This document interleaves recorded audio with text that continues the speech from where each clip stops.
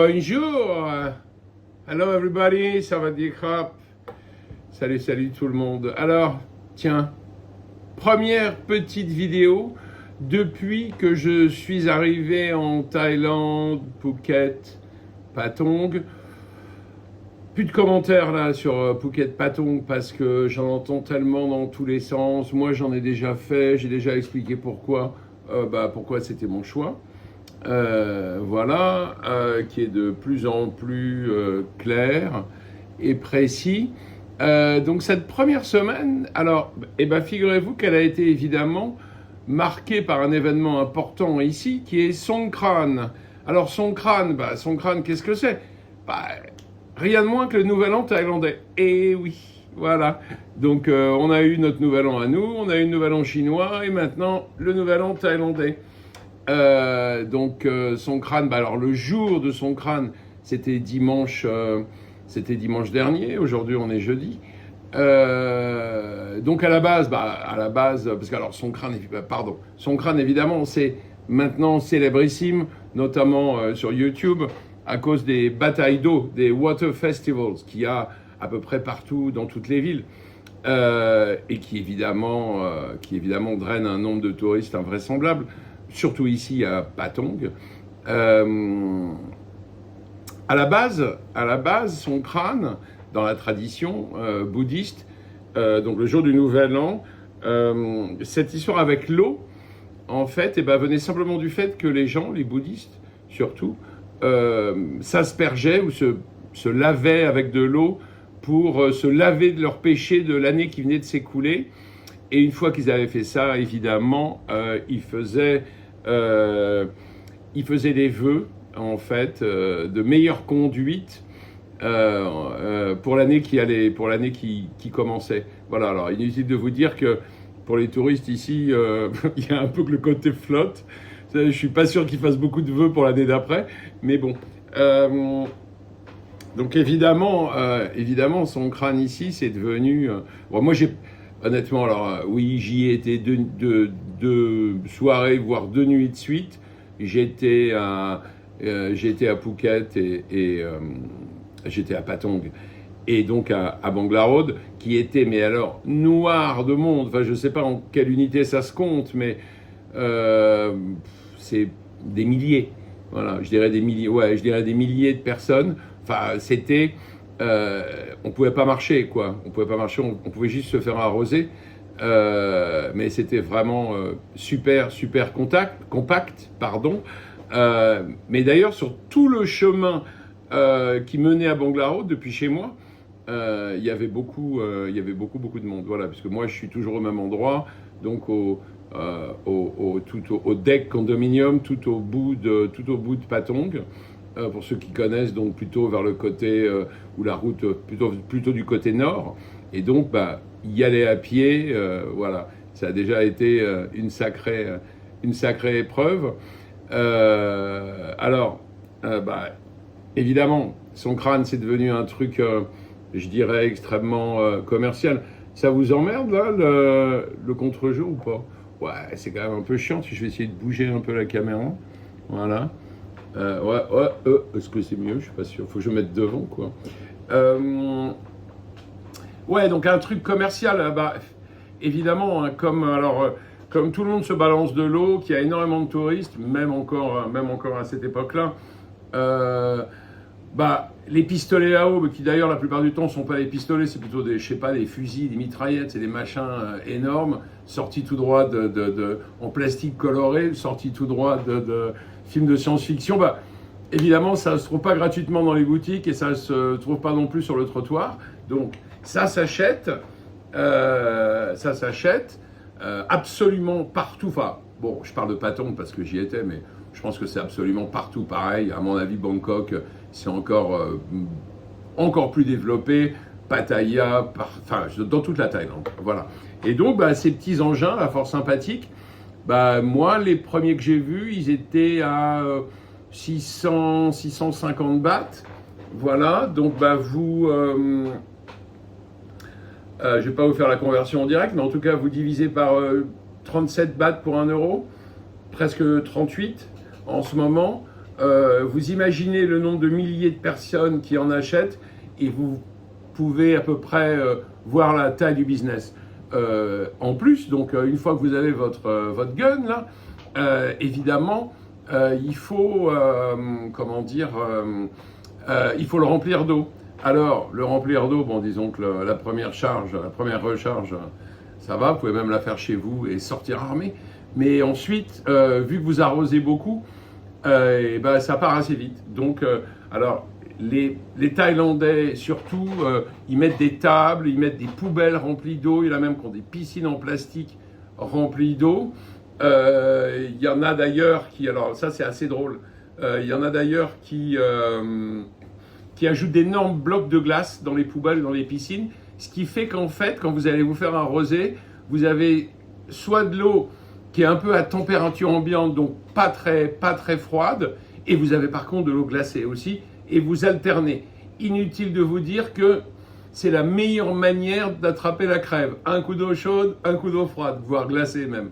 Voilà. Et donc ces recharges d'eau, bah, disons qu'au début, elles sont, première partie de soirée, elles sont plutôt gratuites. Voilà, c'est-à-dire que bah, quand vous en avez besoin, vous allez tous les 3 mètres, il y a une poubelle avec de la flotte. Mais bon, comme l'eau n'est pas non plus gratuite, voilà, ici, et ben rapidement, on va vous demander, si vous voulez remplir votre gun, enfin la réserve d'eau, bah, on va vous demander 20 bahts. Voilà, c'est pas énorme, mais encore une fois, 20 bahts pour une petite recharge. Si vous imaginez le nombre de recharges, vu le nombre de guns et le nombre de personnes qui en ont, c'est-à-dire quasiment tout le monde, plusieurs milliers, bah, vous voyez que ça fait quand même un peu de, voilà, ça fait un peu de sous. Et franchement, vu le prix de l'eau en Thaïlande, si on imagine allez, qu'une réserve elle fait entre 1 et 2 litres, 20 bahts, bah, ça couvre largement la facture d'eau, largement. Voilà.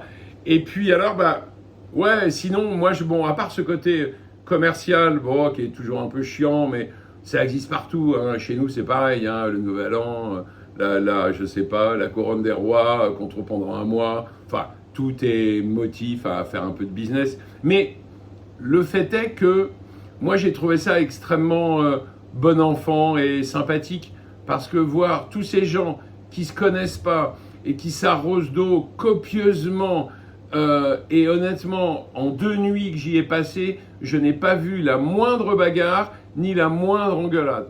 Tout le monde s'arrose, tout le monde accepte de l'être. Voilà. Alors, ce qui est marrant d'ailleurs, c'est que il y a des gens, enfin bon, je vais dire, ils jouent pas le jeu, c'est un peu méchant, mais ils achètent des, vous savez, les imperméables en plastique transparent là qu'on trouve au 7-Eleven, qu'on trouve partout, pour essayer de se protéger.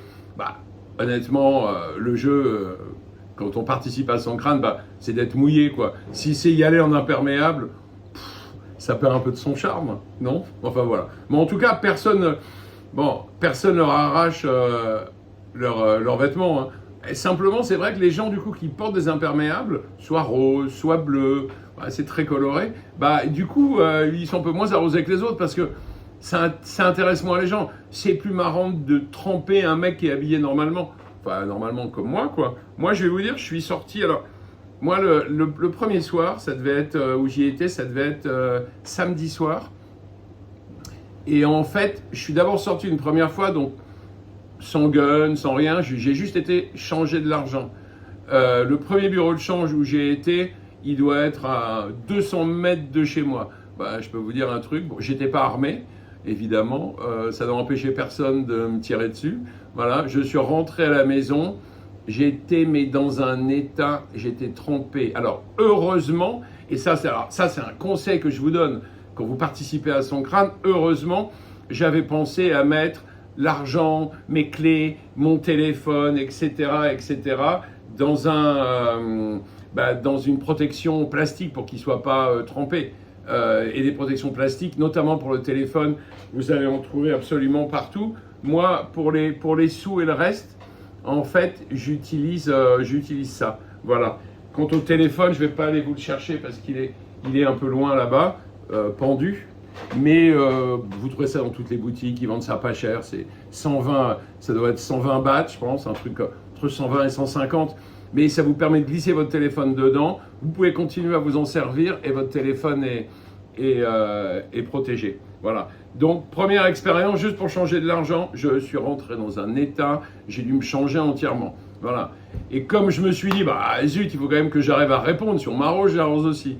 Donc du coup, je suis redescendu, évidemment, et le premier truc que j'ai fait, j'ai été acheter un gros fusil à eau, mais alors un gros avec beaucoup de réserve, beaucoup de puissance. Alors oui, c'est le truc, je fais geste là, vous me prenez pas, hein. C'est parce qu'en fait, le système du pistolet, là, du fusil, bah, c'est que avant de tirer, il faut recharger. Voilà, donc il y a un espèce de système de pompe pour mettre l'eau sous pression.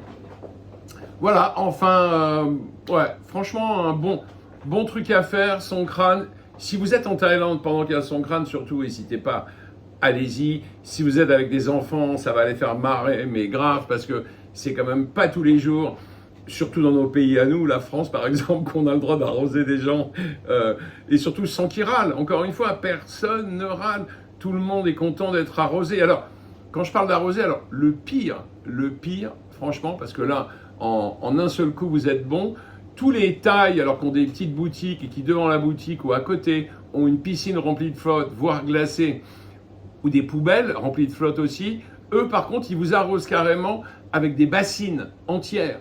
Donc, moi j'en ai pris une très vite, donc voilà, au moins c'était fait. J'ai pris une bassine d'eau glacée et j'ai été entièrement trempé des pieds jusqu'à la tête. Voilà. Et après, ça a été une nuit de grand délire.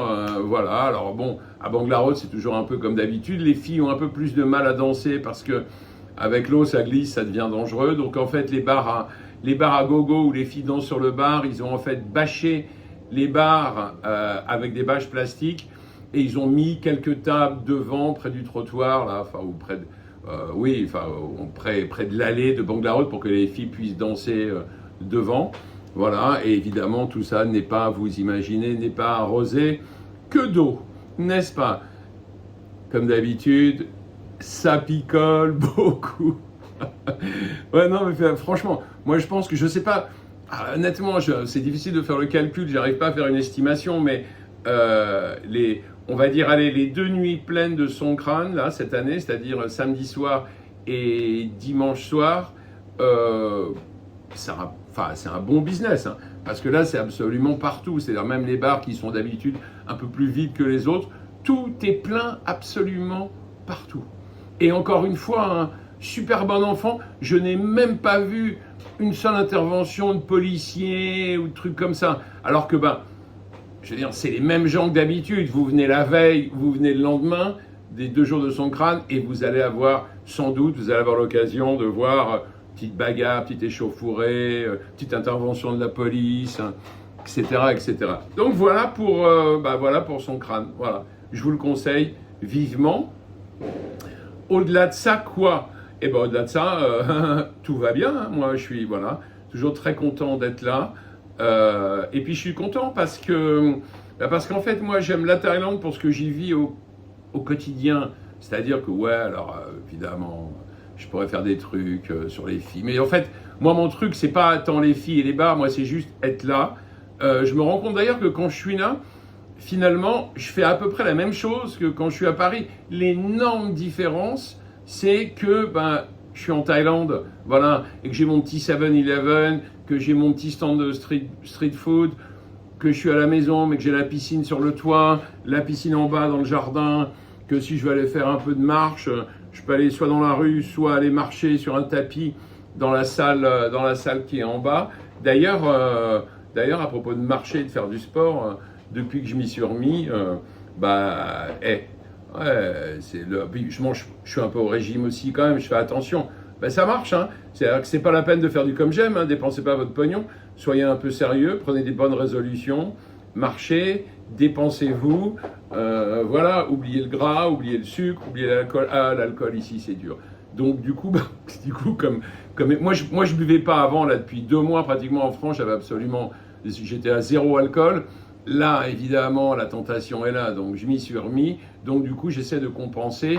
Donc je dirais que, bon, voilà, mon poids, après en avoir perdu beaucoup, ça s'est un peu stabilisé, mais c'est pas grave. Donc ouais, sinon tout va bien. Alors, grâce ou à cause de son crâne, j'ai pas pu pour l'instant aller voir l'appartement dont j'avais parlé sur une vidéo que j'ai acheté à Bang Tao, donc à Phuket. Voilà, parce que les derniers paiements, comme ici il y a des jours fériés, il y a 3 jours fériés, je crois. Du coup tout est fermé, les banques étaient fermées, donc impossible de faire le point financier. Et dès que ce sera fait, donc j'espère aujourd'hui ou demain, j'irai visiter l'appartement, histoire de voir un petit peu ce que donnent les finitions. L'appartement, il était quasi, quand je l'ai vu la dernière fois, le jour où quand j'ai décidé d'acheter, il était quasiment fini, hein, il n'y avait pratiquement plus rien à faire. Mais par contre, c'est tout ce qu'il y a autour, les parties communes. J'aimerais bien voir la gueule de la piscine, et puis des installations de la salle de sport, etc., etc. Voilà, ouais. Donc sinon, à part ça, RAS, tout va bien. Les plages sont toujours aussi belles. Il fait plutôt beau. Alors on a hier c'était pluie toute la journée, enfin pratiquement. En tout cas gris. Aujourd'hui, il refait beau. En général, quand il fait beau comme ça, il y a toujours une petite shower, là, une petite douche qui arrive en fin d'après-midi, début de soirée. Mais je dirais que tout va bien, quoi. Voilà, mes amis, je vais refaire une vidéo sans doute assez vite parce que j'ai des trucs à dire. Ouais. Même si j'en ai un peu marre, quoi, de faire des commentaires sur les vidéos que je vois, mais c'est pas pour les critiquer, mais il y a des trucs qui sont tellement énormes que bon, que voilà, quoi. Moi, mes amis youtubeurs, les autres, je les aime tous, mais il y en a qui déconnent un peu quand même. Bref, allez, j'arrête là. Pour l'instant, je vous remercie. N'oubliez pas, vous likez, vous commentez, vous vous abonnez. Merci à tous encore une fois. Bye bye, à très vite. Je vous embrasse. Ça va des crapes.